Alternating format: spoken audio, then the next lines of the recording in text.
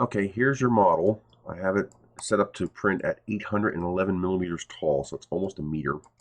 I want to make it stupidly large, like crazy big. Don't have to worry about the tip here. I can take care of that with slice changes. The big areas is any place where you're printing the model and a portion of the model goes 90 degrees. Any place where there's a 90-degree flat where the part of the model is parallel to the bed, that's what needs to be fixed. The easiest ones are these here. So you notice how all of these squares on the trunk. So any place that has a top and a bottom isn't going to print, because in order to print in vase mode, you can't stop and print a top layer. And I want this to be super lightweight but strong. And keeping lightweight, it's going to be 3.5 pounds in vase mode. So even lightweight, it's going to be freaking heavy. But that's relative. If I printed this in a normal way, it would be like 30 pounds.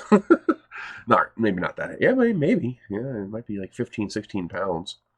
But now to fix these, that's pretty easy. You just, instead of having that little piece there with a right angle, so instead of having those little squares have right angles like this, okay, you just take that right angle and you make it a tiny bevel.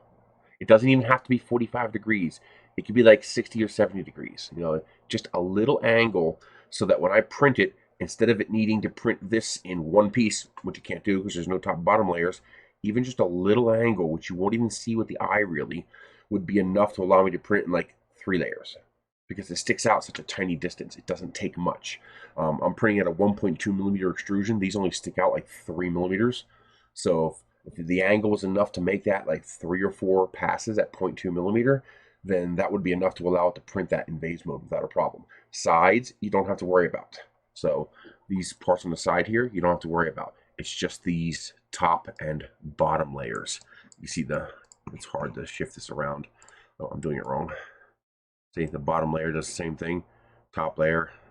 Oh, that was annoying. Oh, see, you already have it on here. See how your bottom is beveled here?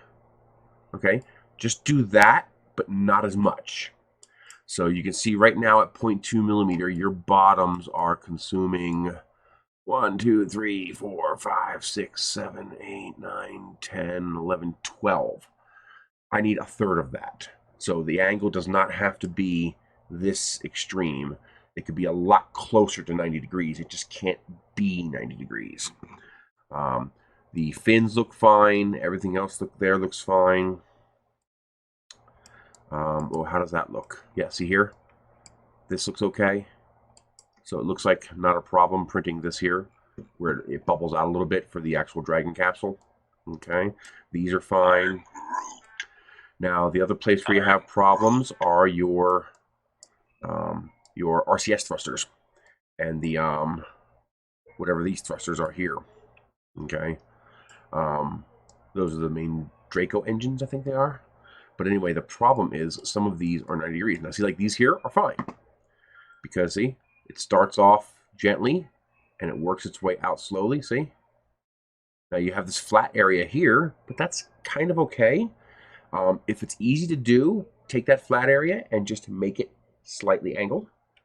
Just so that would need a little more angle, but even a little bit of angle will let me print something. The big problem is ones that face down. So like that one right there. See that one right there? See right here you have the bottom of the thruster. Watch when I go one layer up. Boom. See, now it's in midair. I can't print that. That's going to cause a failure. These will work. These won't. So these just need a little bit of angle.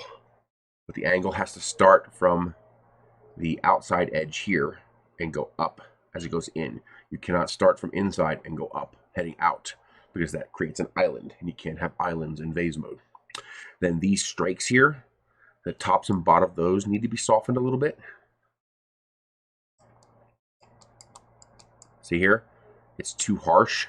If I take away the retraction, you'll see what I mean? See how it creates an island? So you actually have a small island right here where it's almost like this is domed, and that's going to cause a vase mode problem. The big problem is that will actually print okay, But what's going to happen is it's going to stop there, go somewhere else, and start again. That breaks the vase, so it's not as clean. So just make that a bevel that joins with the body, just a tiny bit. Doesn't need much. Those barely come off the surface. So even just an angle like, just that little tiny bit of angle right there would be enough. But what you have is something that's more like this. So there's two low points on the inside and outside and a high point in the middle. You just need to make it one angle like that. But it doesn't have to be much. Tops of panel lines. So far, it looks like these ports right here, which you can't see because I have it off screen, these seem to print fine because they start off as a circle. They start off with a small deviation, which is fine. And then because they're actually going up at an angle like that, it's fine. They print fine. So you don't have to worry about those. If you want to soften them a little bit, you would permit. Those would become a problem if you were printing this small, because that there might not be a whole lot of material there. So if you want to soften those angles a little bit so that this angle right here, see how there's an actual gap right there? So if you want to soften this angle a tiny bit, at least at the bottom, just the angle, like see that area right there? If you want to soften the angle just a tiny bit there, that won't be a problem for me. I don't need it, but people who want to try this with a 0.4 millimeter nozzle, that will allow them to print this in phase mode. Next up is this here.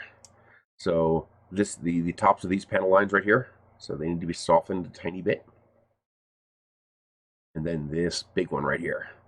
I'm worried that this will come apart, especially if I try to fly this. I mean, there's material there. It's there. It'll hold as a print, but I'm afraid if I put any force on that, it might not. So if you can soften up this, for whatever reason, the one on the bottom is fine. So when you go from bottom to back out again, that's fine. No problem. So this angle here is fine. So if you could make this angle more like this angle, soften a little bit, put a little more curve, bevel into that, that would fix the problem. And that's basically it. You can't have any islands, and you can't have any 90-degree flat surfaces, except on the bottom. So for example, the bottom obviously needs to be flat because it attaches to the bed. But everything else needs to be